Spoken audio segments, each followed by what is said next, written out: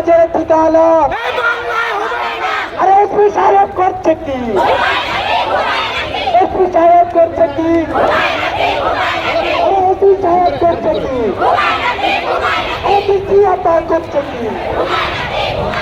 আরে DC madam করছে কি? আমার মনের কিছু হলে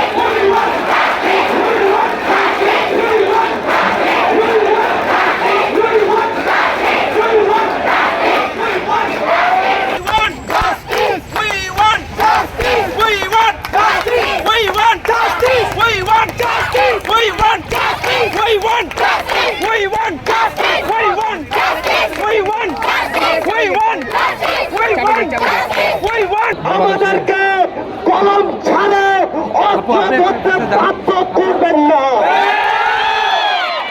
আজকের এই আন্দোলনের মাধ্যমে আমরা জানিয়ে দিতে চাই, আমাদের বোনদের একটু যদি কিছু হয় আমরা সকল ভাইরা একসাথে প্রতিবাদ করব।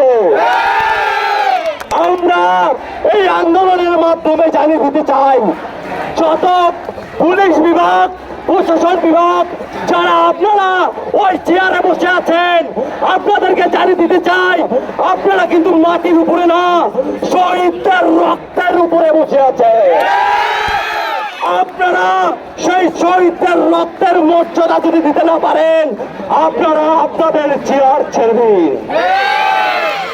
আমরা এই আন্দোলনের মাধ্যমে জানিয়ে দিতে চাই, যারা ধর্ষক আছে এবং ধর্ষকের সহযোগিতা রয়েছে তাদেরকে আমরা জানিয়ে দিতে চাই, আমরা কিন্তু রাজপথ ছাড়ি নাই। দেশে যে অরাজকতা চলছে তার শেষ কোথায়? আমি প্রশ্ন তুলতে চাই, 5 আগস্টের পরে যেমন পরিস্থিতি তৈরি হয়েছিল, আজও আমরা সেই পরিস্থিতির সম্মুখীন হচ্ছি। আমরা দেখছি ঘরের বাহিরে বোনদের কোনো নিরাপত্তা নাই, ইভেন আমাদের কোনো নিরাপত্তা নাই। রাত বিরাতে, দিনে দুপুরে ডাকাতি, চাঁদাবাজির মতো ঘটনা ঘটছে।